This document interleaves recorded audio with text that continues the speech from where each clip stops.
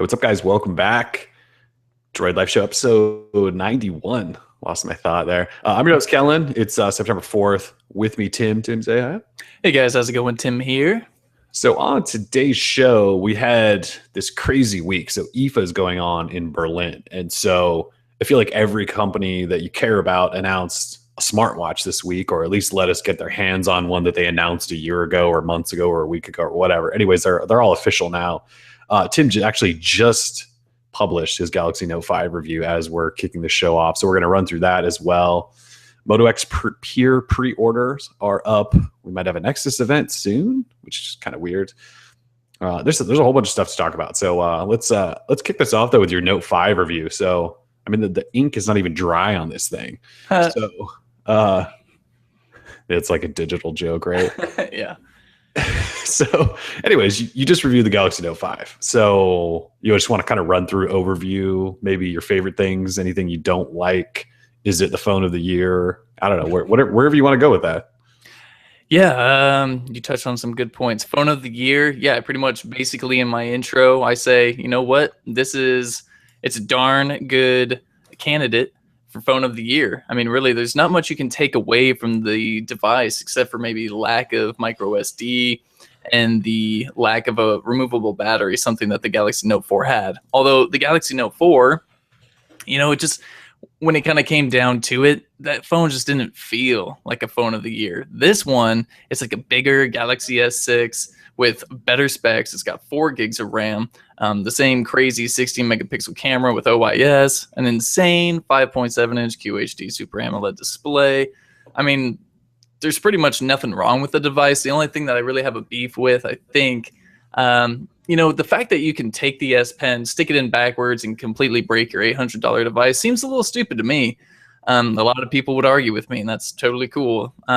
But I think Samsung should have been looking a little forward instead of just saying, oh, we put it in our manual if anyone would ever read it, that you probably shouldn't stick it in backwards. But, no one reads those things. I mean, it's possible that you have a kid playing with your S Pen, they stick it in backwards or whatever. I mean, the chances are that you won't stick the S Pen in backwards, but it shouldn't even be like a possibility for you to do it. So other than my S Pen having troubles, not my S Pen having troubles, but other people's S Pen having troubles. Right, you weren't dumb enough to go, does it really get stuck in there? Yeah, no. That would have been pretty bad. I'm sure I would have been S-canned. But yeah, either way, I think it's a really cool phone. I'm waiting to, before I go phone of the year, we have to get the new Nexus devices in from Google, LG, and Huawei, if that is what's coming here later September.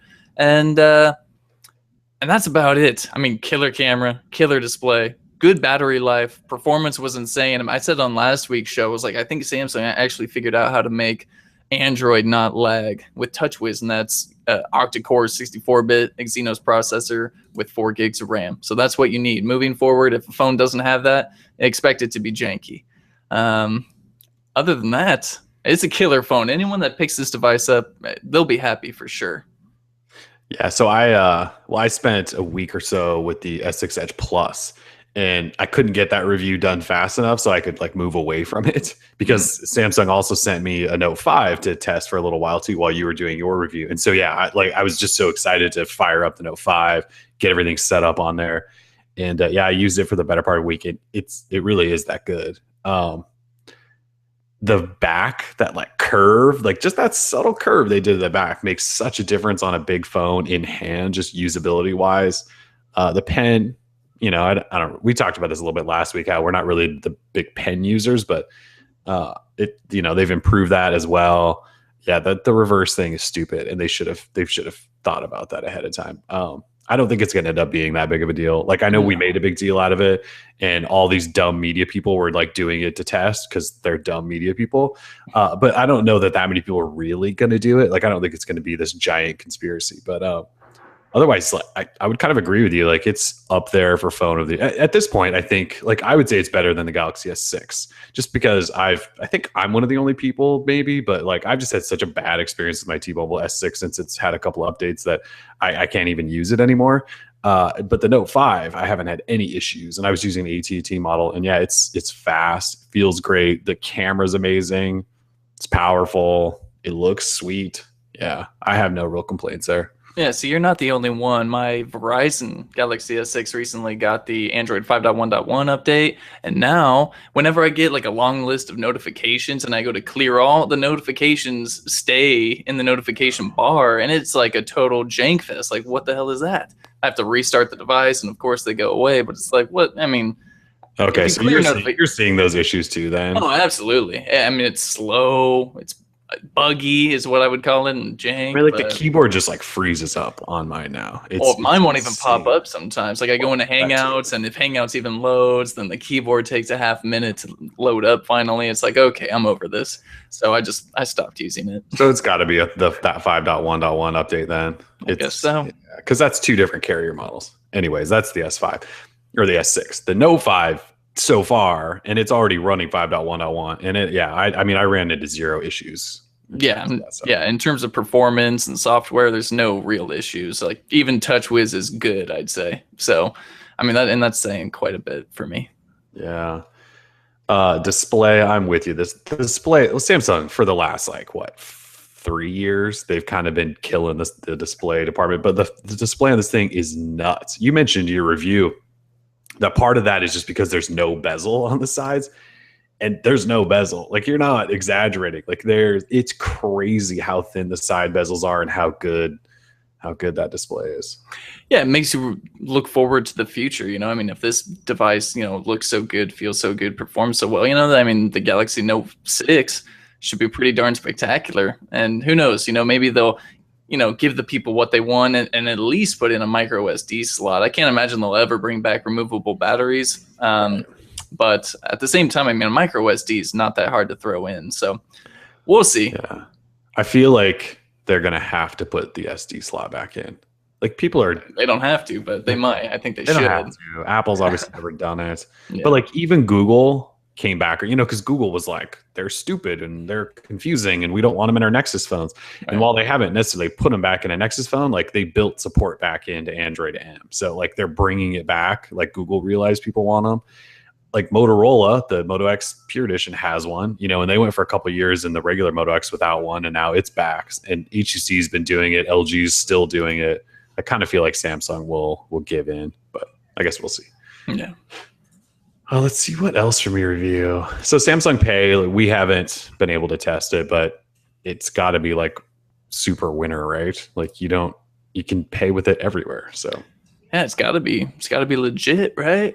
I mean, my intention is to absolutely use the heck out of it once I'm able to load my cards onto it. So, I mean, the fact that it is built in and it will have support once Samsung Pay is totally official and launched everywhere, then, I mean, it should be great. I don't see anything that would restrict you from using it really wherever you want.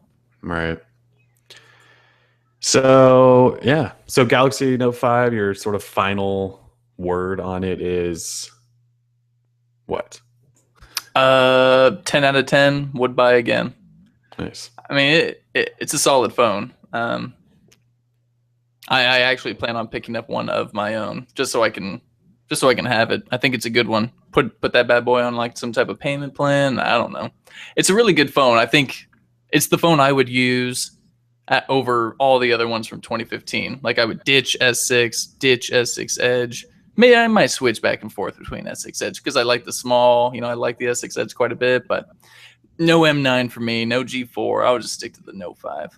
No. Yeah. The Note Colt's back. Full action. Note Colt is back. It was kind of gone for like a year or so there.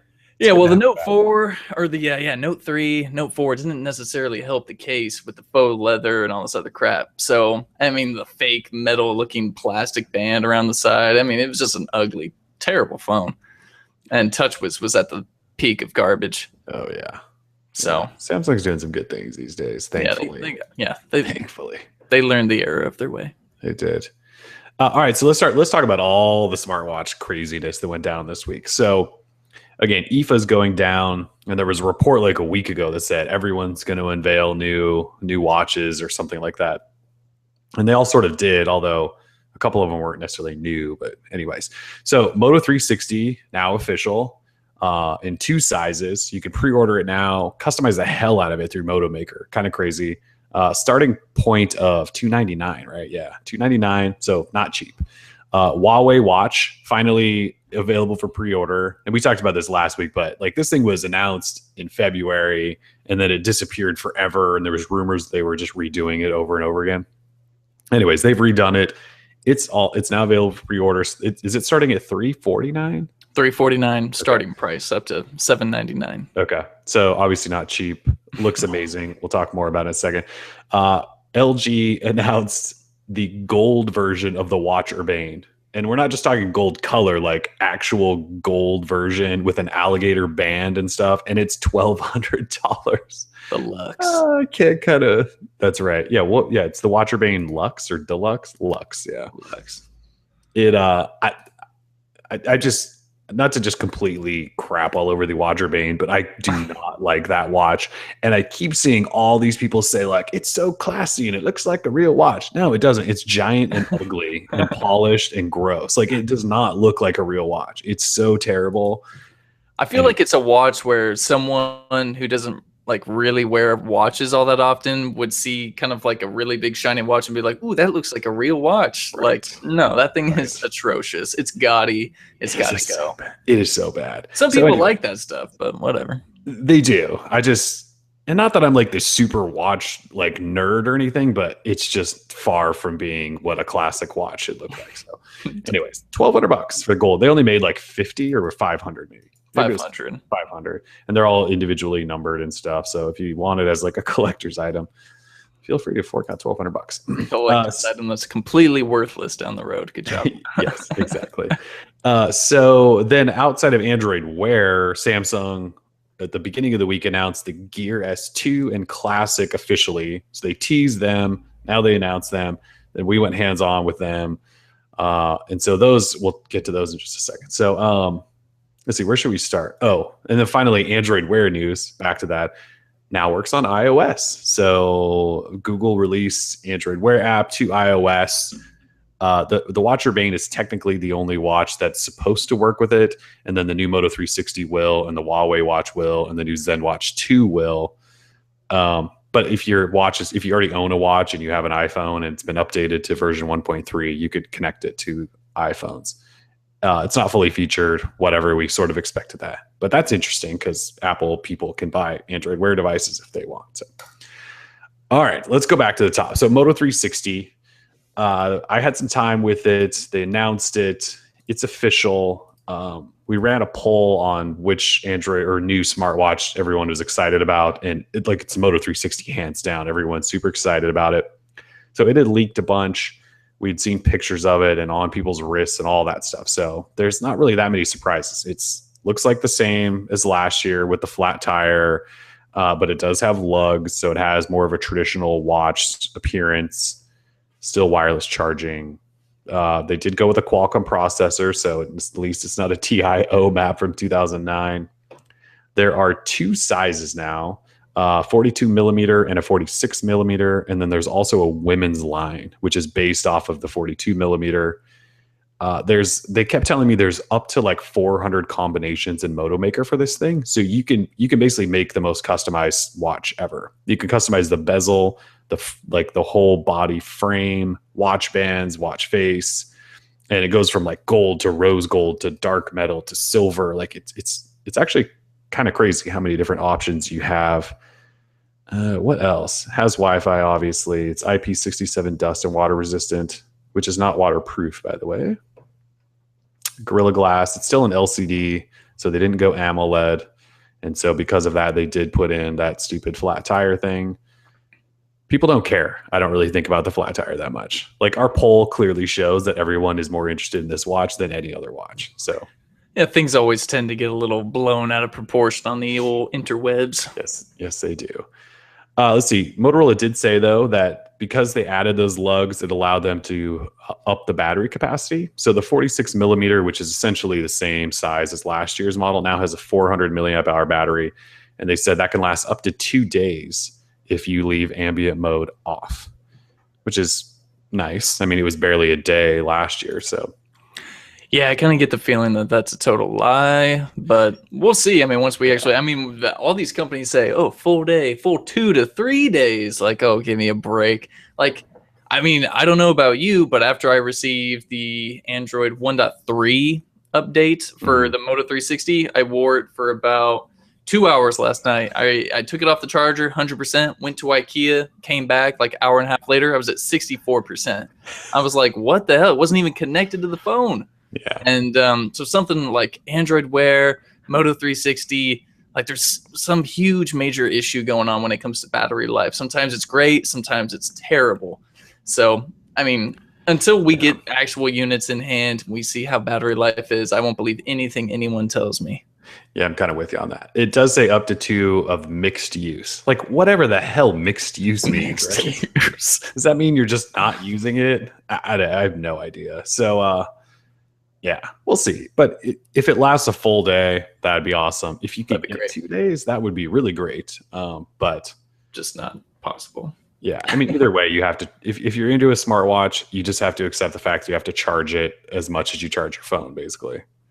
So, all right, so that's available now, pre-order, starting at $299. So it's a little more expensive than last year's, but you know they've kind of upgraded a bunch of the stuff in it. So I don't know. We don't know when it's coming out officially. But like mid-September probably. So if you pre-order now, it'll ship soon.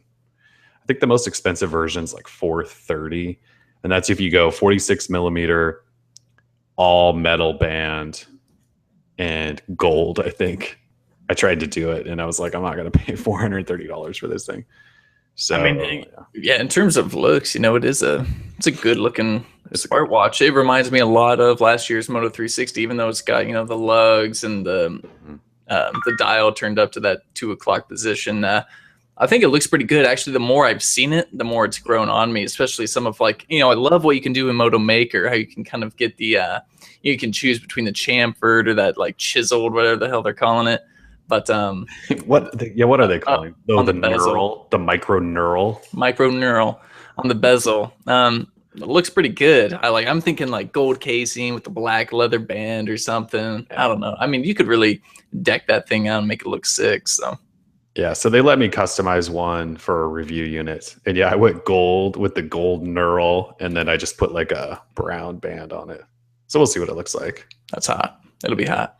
I mean, and you can still put third-party bands on there. Yeah, and they made it easier. So they added this little like switch to swap bands out. So it's funny, right? All these smartwatches came out and they all said, yeah, bands are interchangeable, but it was a pain in the ass. Like everyone had to go buy tools to do it, right? Well, everyone learned how bands have always been on watches. It's always been a pain. That's why you always take them to a jeweler to do it. But now every tech guy who's like, I'm a total do-it-yourselfer, you know, they want to do it themselves, and they actually learn how difficult it can be.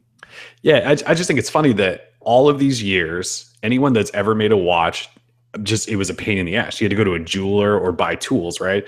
And all this first rounds of smartwatches come out, same deal. And then Apple comes out with a watch and they're like, here, look, we created this like quick release system so you can swap bands. And everyone went, oh my God. No shit. Yeah, I mean, it's just crazy. And so Motorola is doing that as well. There's like this little spring switch in there. You can just pop them right out and move on about your day. So yeah, you can swap them much easier. And that was another reason they added lugs, actually, is because if they move the band out, they could add the little switch in and make it easier. I don't know that I fully believe that's why, but that was one of the reasons they gave.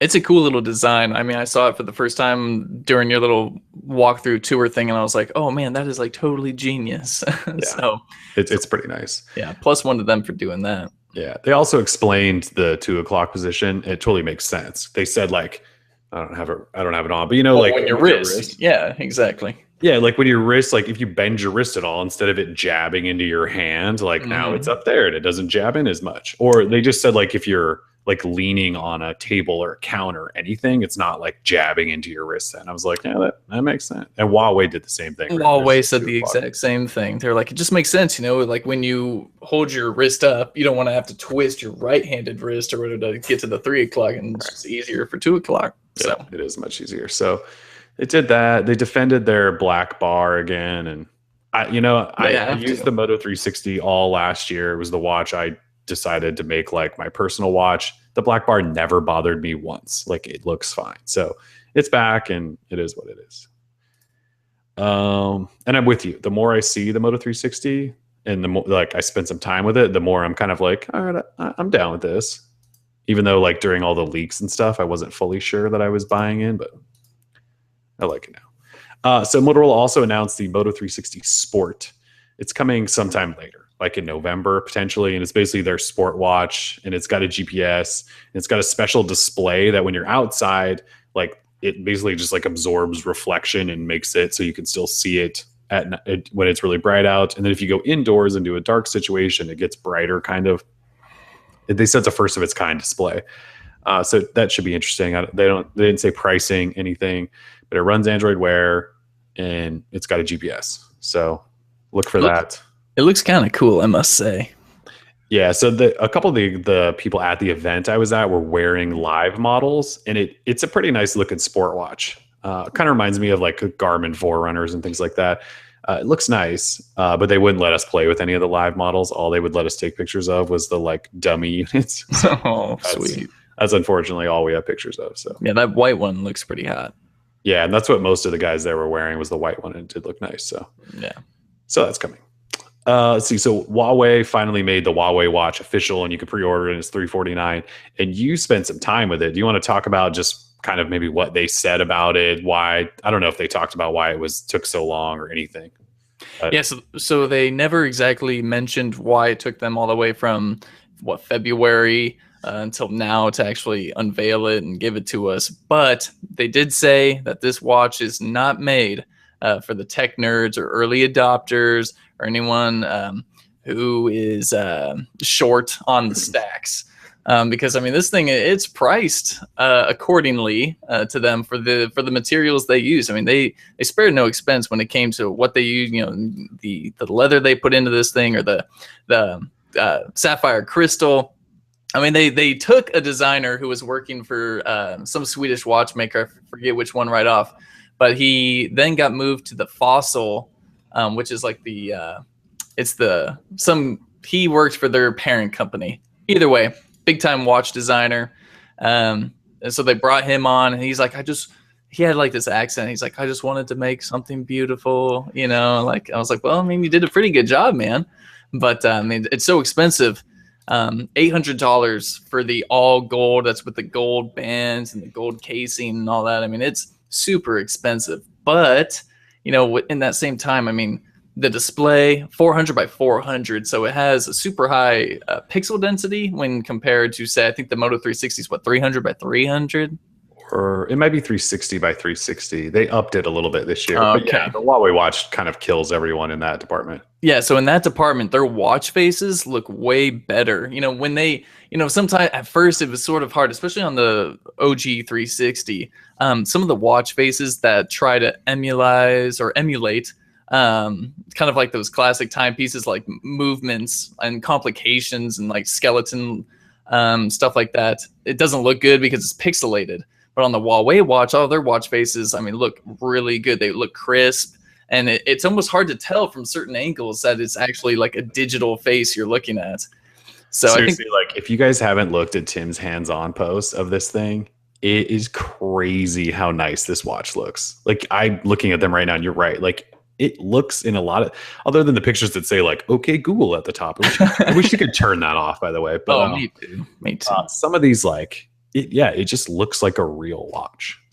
Yeah, it's a fantastic looking phone, or smartwatch. I mean, if it was up to me, I would totally go Huawei watch all the time. I mean, that all gold. They don't call it a neural nub or whatever Moto's calling it, but they definitely have like a texturized bezel around the display, and it's more fluted. Yeah, it's kind of like that Rolex fluted style. Yeah.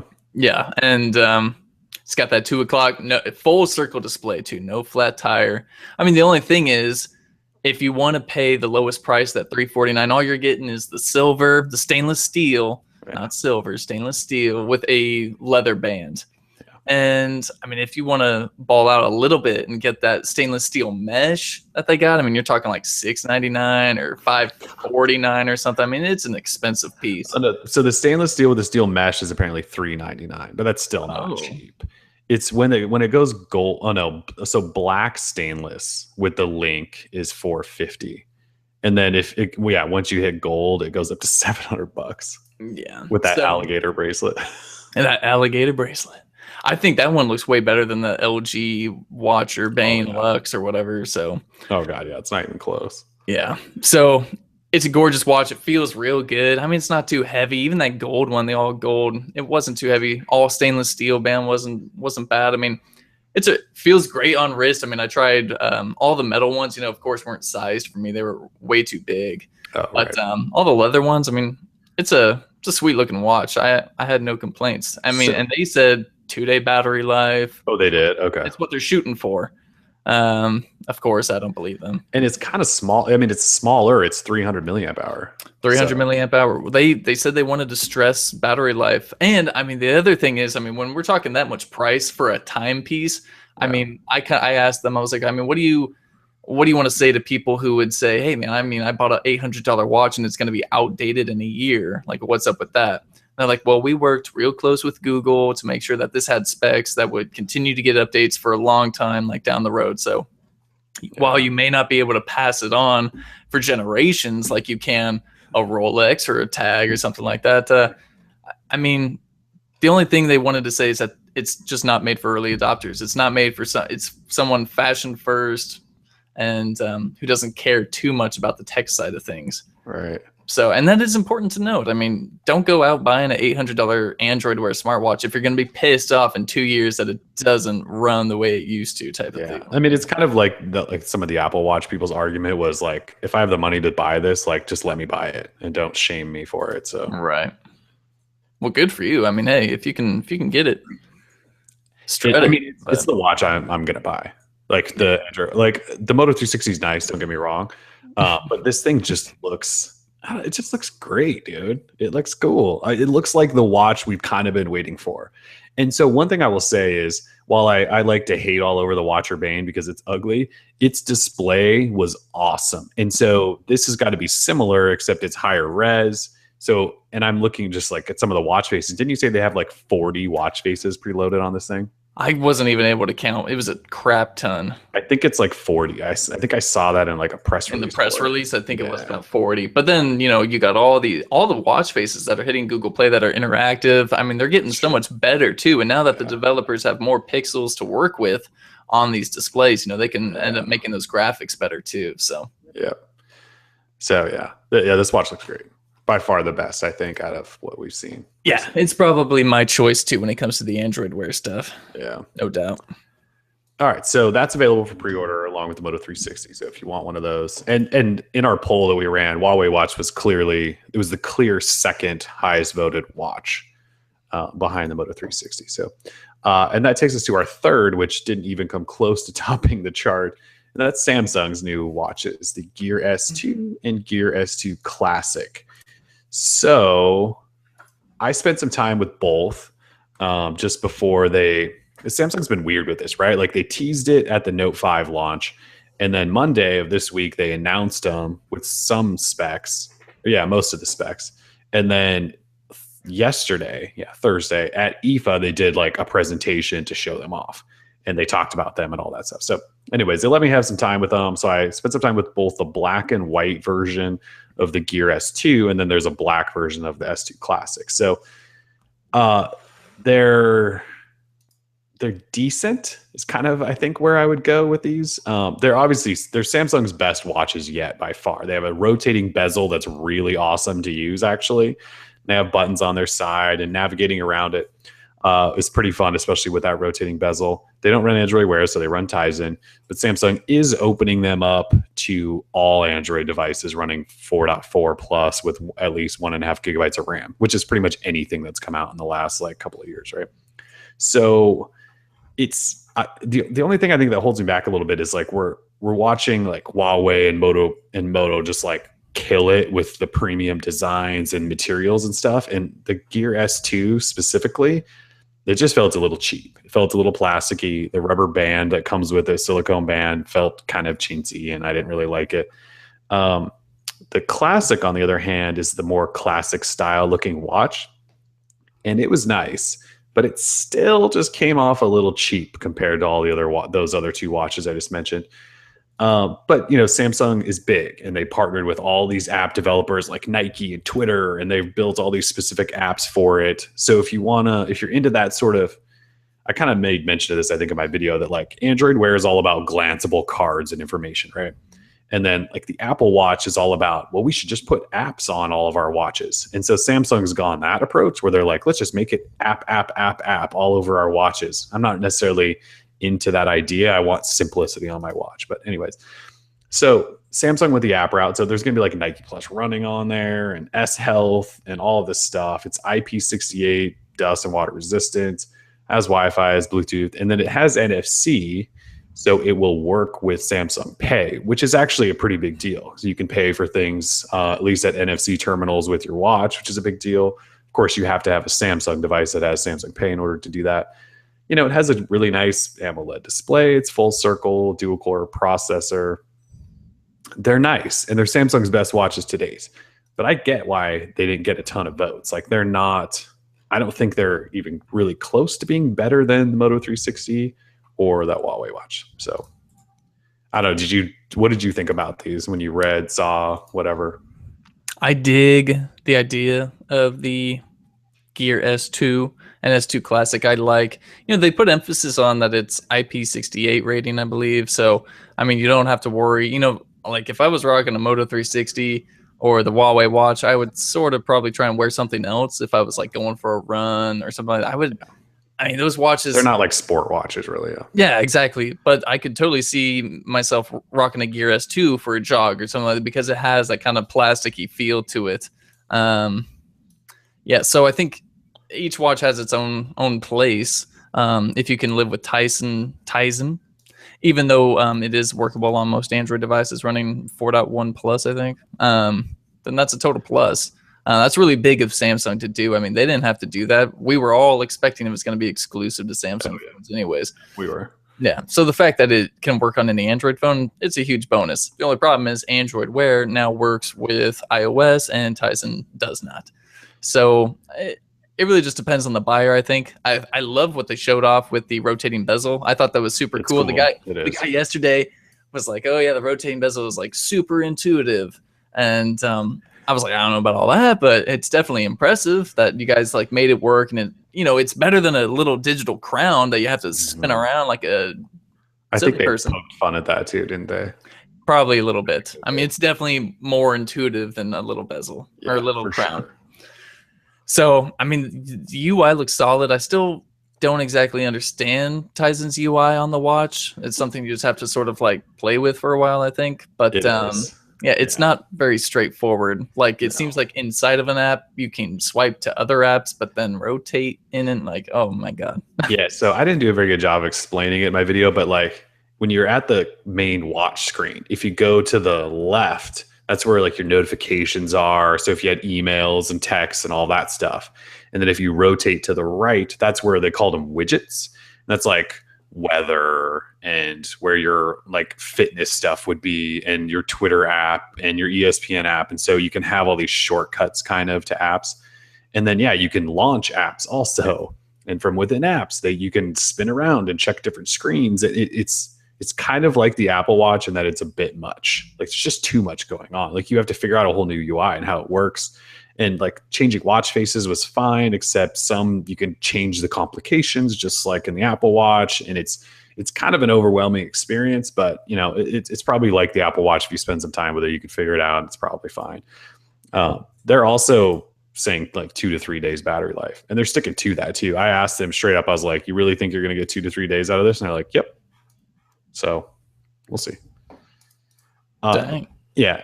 And look, I'm not saying these look like bad watches. They actually look like pretty good watches. I just think Moto and Huawei stepped it up another notch in terms of just offering a premium watch. So, yeah, I agree with that.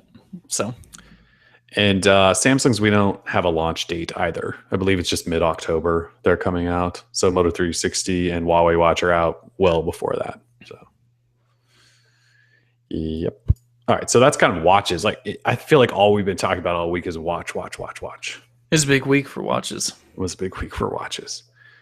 All right, so let's switch out of that. Moto X Pure is now up for pre-order. It kicked off along with the Moto 360, and it still starts at $399. And still works on every single carrier, and it's the phone that we saw a month ago.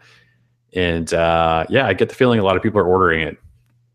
People seem pretty excited, and rightfully so. I spent some more time with it at the Moto 360 event, and it just looks and feels good, just like all the other Moto phones have in the past. So pretty excited to get it in hand. We have a review unit soon, so that'll be sweet. What color did you go with? I actually went with like a greenish silicone back. I didn't go leather or wood. Why no leather? So when I was in the event, I had this table in front of me. I was like the only person at. Everyone else was at the Moto 360, and I was like, "Oh my god, Moto X Pure in front of me!" And so I had this whole table of like all of the different colors and stuff. So I picked up the leather, and it's a Saffiano leather. So it's still Horween, but it's a Saffiano style, which means it's cross hatched. And so when you touch it, it feels kind of rough. Like it's not like you remember the Moto 360 second gen. It was just a slab of Horween leather. It was really soft and plush. This is not like that. It's kind of got a texture to it. I would imagine over time that texture will rub off enough that it'll just look cool and be soft, and it'll probably be great. But so that just turned me off a little bit. And then the wood, I've had a couple of the wood phones, and it's a cool trick. I don't necessarily love the look of wood phones. And then I picked up the silicone back, and the silicone they're using is cool. Like it's soft and kind of sticky and has just the right amount of grip to it. So I went that route. Although there's a chance I will try to order a leather one at some point as well, because that's just what happens with these Moto phones. Because it's customizing a phone is cool. You just don't get to do that very often. So Exactly. I mean, we gotta have a leather one in house. So I feel like we do, especially because everyone wants to know like what's up with my leather one from last year. Like, what does it look like now? Which I posted about today. So I kind of want to do that experiment again. Like, buy a leather one, use it, wear it in or something to see what happens. You can go ahead and have your silicone one or whatever, and I'll rock the leather for a year. We'll get you a leather one. Maybe we'll do that. So that's up for pre-order. Again, people seem excited, and rightfully so. I'd imagine it's probably Motorola's best flagship phone to date. So we also don't know when that's shipping. Motorola kind of told me that some of the media review units are shipping sooner than everybody else's pre-orders, and that pre-orders are probably towards the end of the month. So we'll see. They haven't announced an exact date, so who knows? All right, so while IFA was going on, CNET dropped a report suggesting that Google is going to host an event on September 29th to unveil two Nexus phones made by LG and Huawei.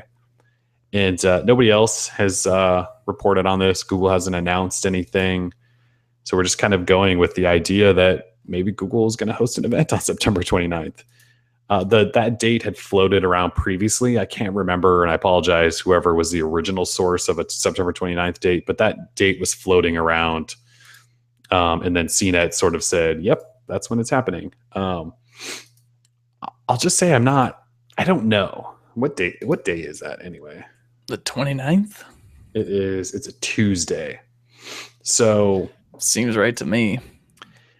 It does. It seems a little early, but the only reason I'm a little hesitant to believe that there's an event just yet is that like Google stopped doing events for their products a couple years ago. They ran into some bad luck. Remember the Galaxy Nexus launch kept getting bumped, and I don't want to say bad luck because it was when Steve Jobs died. Steve Jobs died. Yeah. So Steve Jobs died, and they just wanted to give that some time, and so they pushed it out, and they ended up doing it like Shanghai or something like that. And then the next year for the Nexus 4, they were supposed to do an event in New York. And then that giant hurricane came through and tore up the whole East Coast or whatever. So they had to cancel that. Or maybe it was just a big snowstorm or whatever. But then remember there was like flooding and stuff. It was really bad. So they canceled that. And then the next year was the Nexus 5.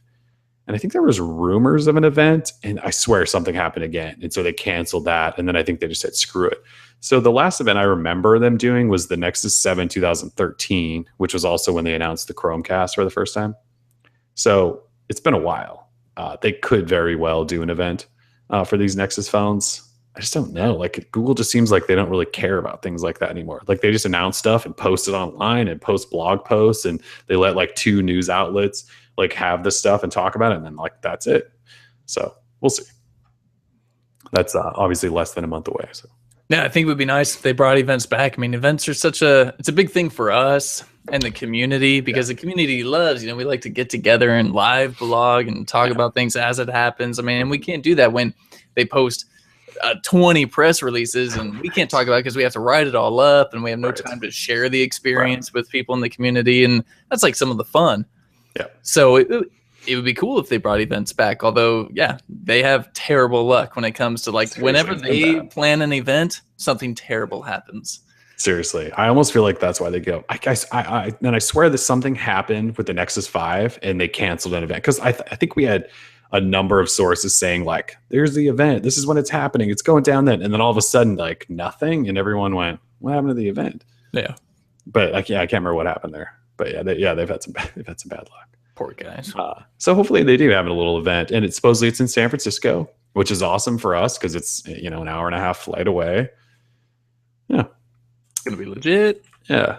So adding to the idea that Nexus phones are just around the corner, Amazon dropped the Nexus 6 price to $350 today. So it had previously dropped from $650 to $499. Now it's down to $349. It's basically like half the price of what it was when it launched less than a year ago. It's basically a free phone now. So I mean, it pretty much is. I don't think this is just a temporary like Amazon Labor Day sale. I think that this is just dropping it. Clearing inventory, like get this out of here so we can load it up with other Nexus devices. Yeah, it definitely seems like a move where they're just getting rid of the thing. Google has not, I don't think, dropped the price yet. And I checked Motorola earlier and they haven't either. So far it's just Amazon, but it kind of seems like it's time to clear house there. Absolutely. Yeah. So that's kind of Nexus news for the week. It's big news. It is big news. Yeah, that's only a few weeks away. So it's crazy to think that the Moto X Pure is coming out. We just got the Note 5 and S6 Edge. There's iPhones coming next week.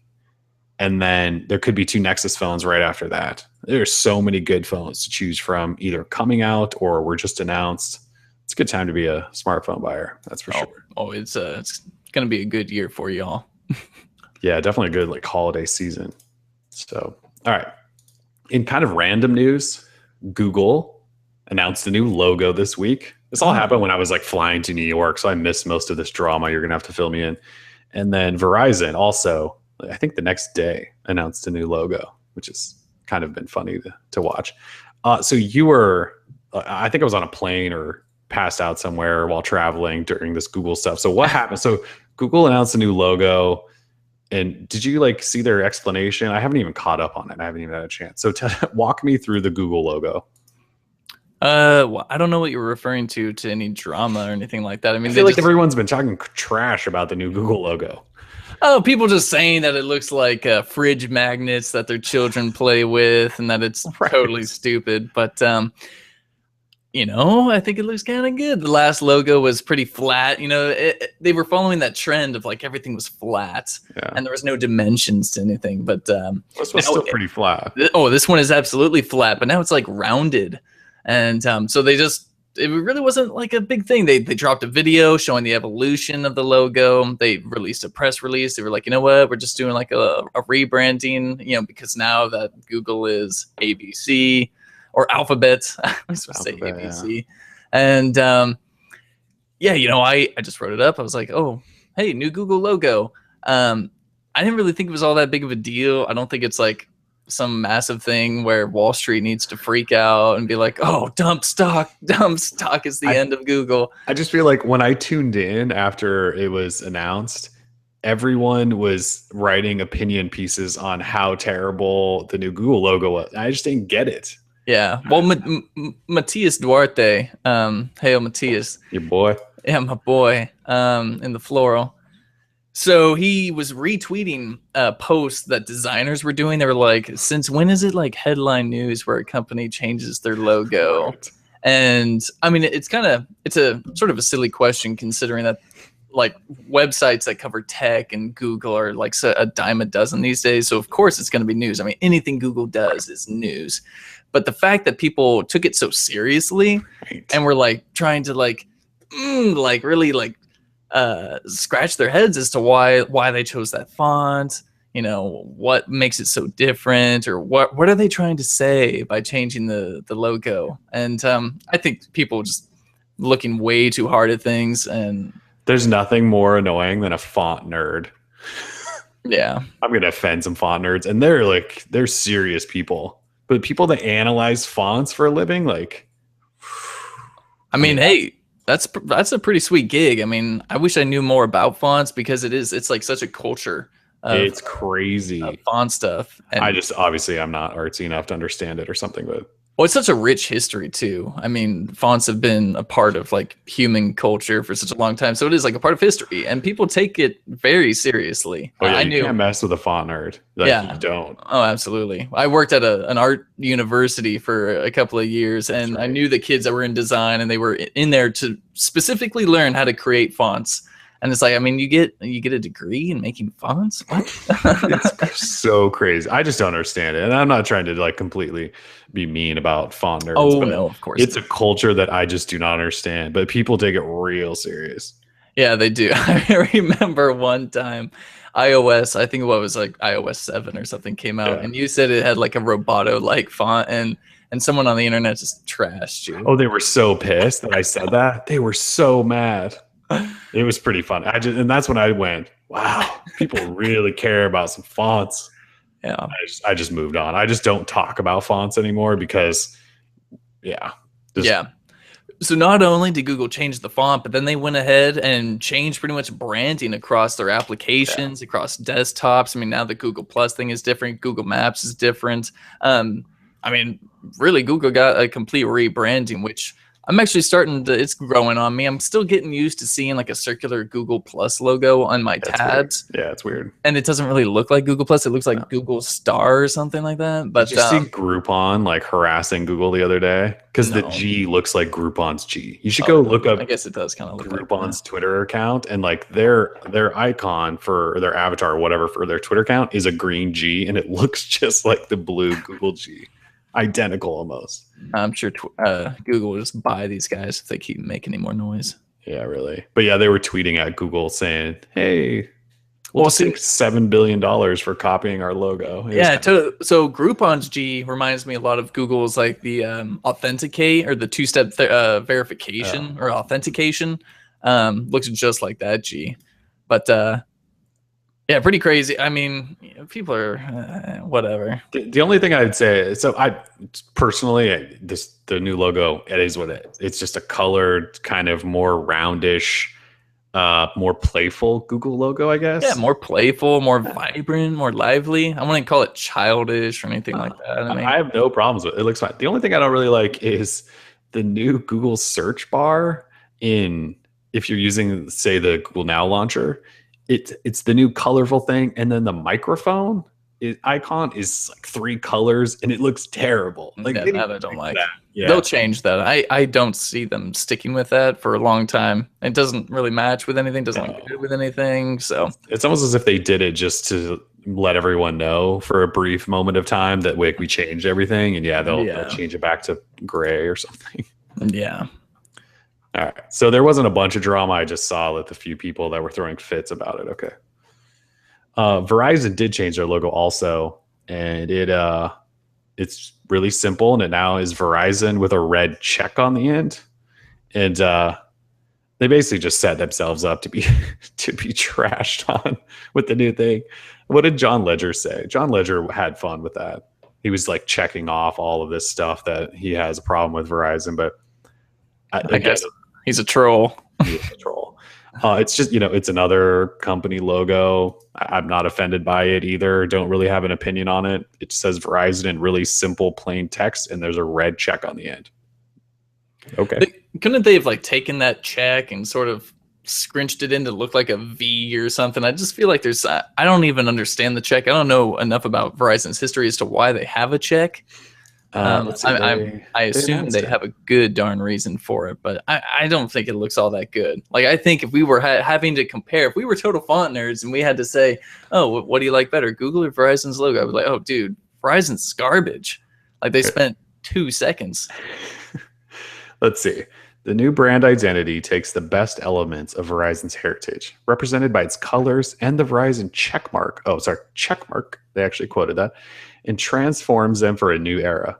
At its most basic level, the new logo is a visual statement that honors our history and reflects an identity that stands for simplicity, honesty, and joy in a category rife with confusion, disclaimers, and frustration. It's a cleaner, more human design, and the checkmark, the universal symbol for getting things done, uniquely expresses the reliability of Verizon. Go F yourself. That's ridiculous. That's exactly what they said. That sounds like something Kanye would say about himself. That's ridiculous. Yeah. So checkmark means a whole lot of stuff to Verizon, apparently. Apparently it does. So it's important to keep the checkmark. With that being said, turn the checkmark into a V, like a cool swishy V. And it's the best of both worlds. Then you don't have to have some like awkward check mark next to just pure, like, so bland looking text font Verizon. I don't like it. Someone in the chat just said the check is the Verizon logo means check your bill. Bill, I like it. So there was logo changes this week, and yeah, apparently that's a really big deal. Like, you don't change your logo, font nerds will eat you alive. Yeah, I think it's only a big. Imagine if Apple did it, like, I mean, I'm sure, like, I know Apple has rebranded themselves, but like, if today Apple changed their logo, the internet would explode. Yeah, but it would be this is the best font ever. Oh my God, this font is so great. Yanni font nerds breaking it down in grids. Like, look at this curve. I don't know what font nerds talk about. I've just seen their 3-degree angles. Yes. Yeah, they're like gridded out font things where they touch on points, and it's so funny. Oh yeah, if Apple changed the font of Apple, it would be just oh my God, fonts. Apple's so great at fonts. Anyway, okay. Completely flipping subjects now because I just feel like we have to talk about them because Sony actually did a great job. The Xperia Z5, Z5 Compact, and Z5 Premium were announced at IFA, and these phones look great. Look, they look like all of Sony's phones for the last 15 years. True. Specs wise, though, they sound pretty awesome. So Xperia Z5 is their new flagship. Xperia Z5 Compact is the flagship small version. And the Z5 Premium is this crazy 4K, has this crazy 4K display. Let's see, the Z5 and Z5 Compact, I believe, are coming out in October. Is that correct? And then the Premium is November, I think. But so Sony upped everything.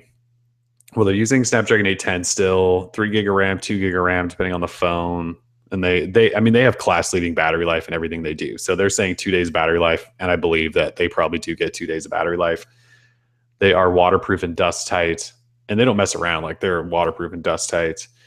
Let's see, 1080p and 720p on the Z5 and Z5 Compact, but their cameras. So Sony busted out some new 23 megapixel sensor that no one else has. And they're supposed to be like the best cameras ever. We'll see. Because in the past, Sony, even though they're using their own sensors, you would think they would use them the best. They haven't been able to. So hopefully they've done it this time around. I'm pretty excited for these two phones, except of course they will never. Yeah, they're not going to be here.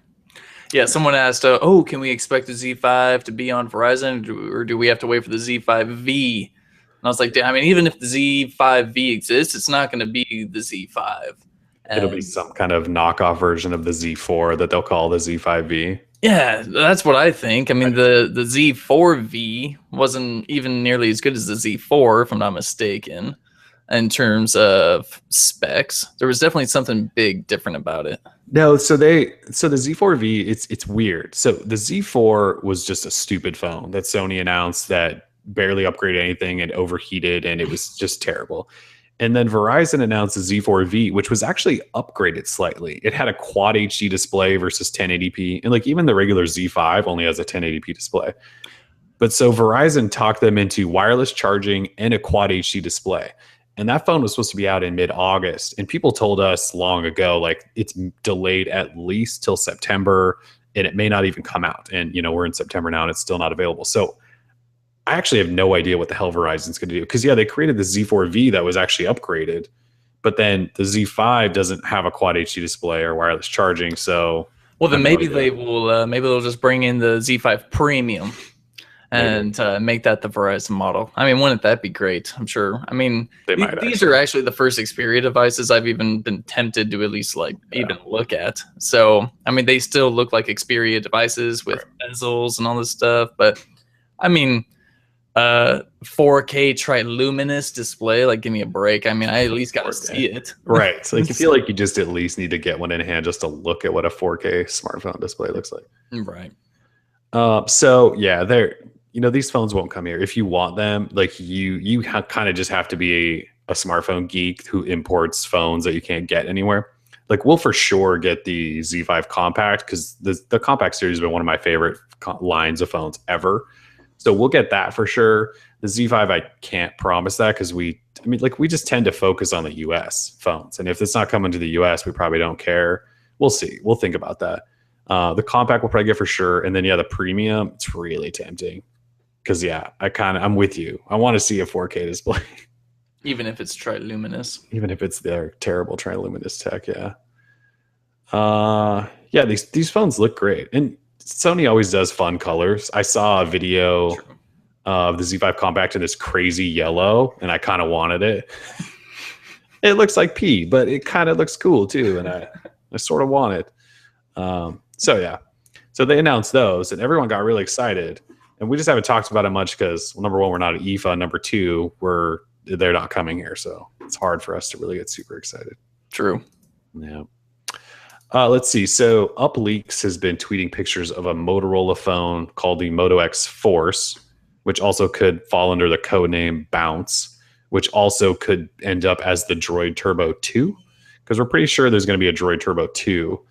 But anyways, they said the phone has it's basically a 5.5-inch Quad HD display, Snapdragon 810, 3 gig RAM, that probably the same 21 megapixel camera that's in the Pure, 3760 milliamp hour battery. I'm wondering if they mean 3670, but and then they also mentioned that it's shatterproof. What the hell does that mean? You have any guesses as what a shatterproof phone is? I thought everyone that had Gorilla Glass was it's shatterproof. Yeah, I mean, maybe they're just throwing it on as a duh thing. I don't know. I mean, maybe the phone won't break into any pieces at all ever. Even if you crush it with a truck. What kind of technology is out there that would make a display actually fully shatterproof? We don't have it, do we? I can't think of. Well, I mean, I thought you were going to ask what technology would make a display actually shatter, and I was like, a hammer, I guess. I don't know, but yeah, shatterproof. Is there some new type of Gorilla Glass that we don't know that is shatterproof? Maybe. Well, I think. What do we mean by shatter? I mean, Gorilla Glass will crack, but I've never actually seen it chip or shatter.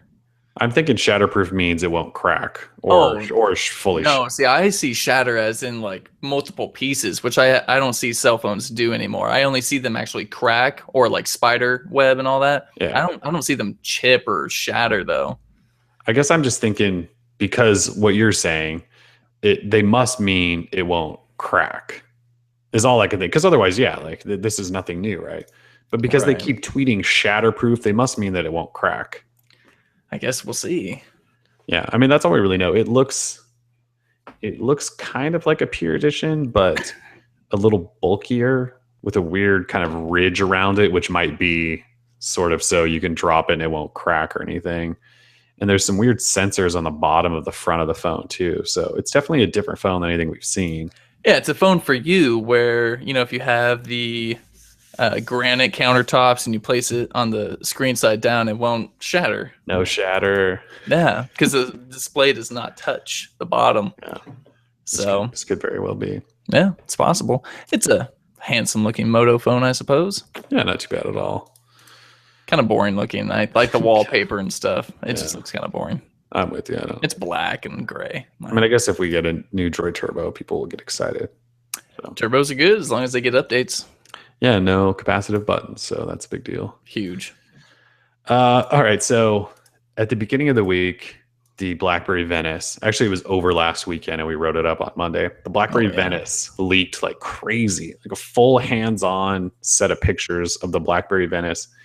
And well, we talked about this last week that it's just another one of those areas where I don't get it, but people are super excited. So I'm just going to shut up about like not liking it and just let people have their day in the sun of loving the Venice and just let it be what it is.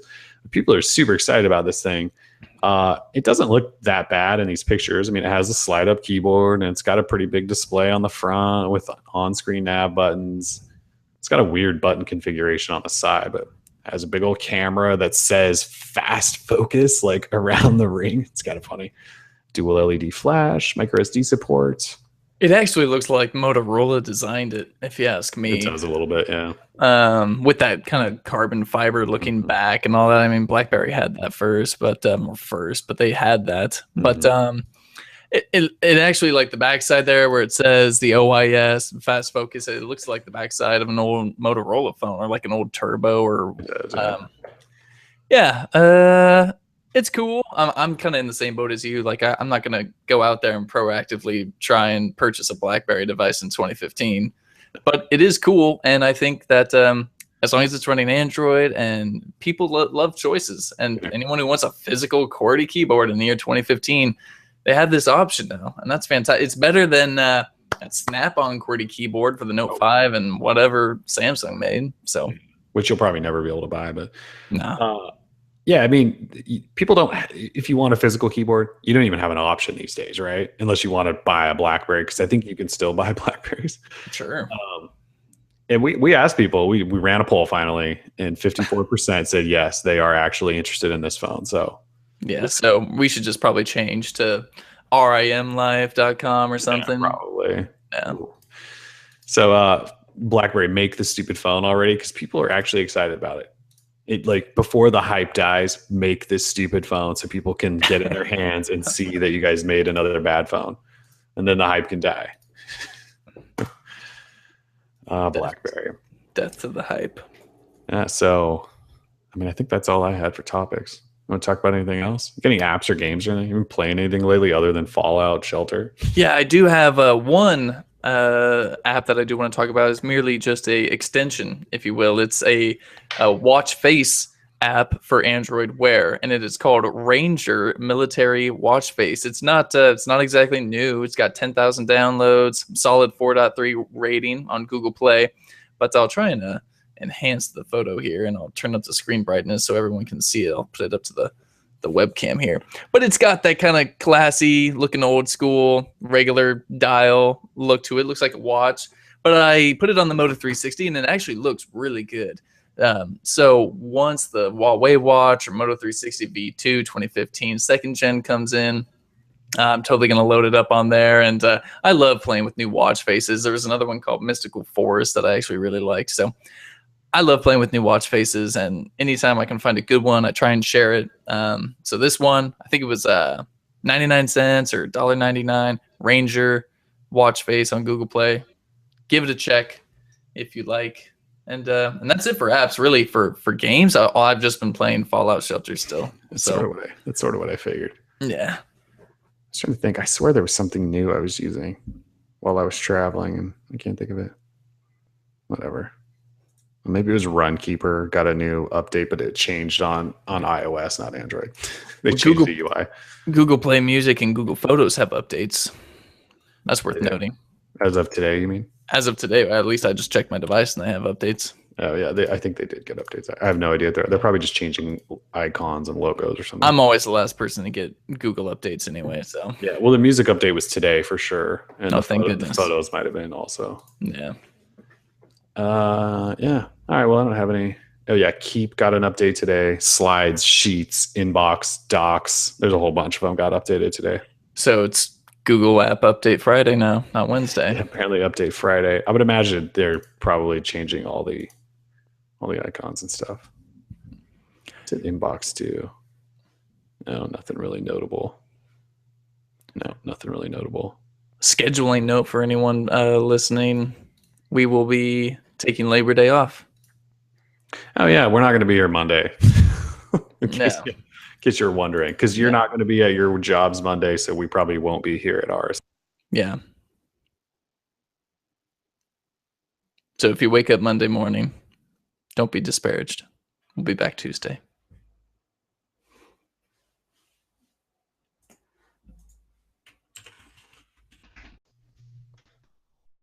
All right there?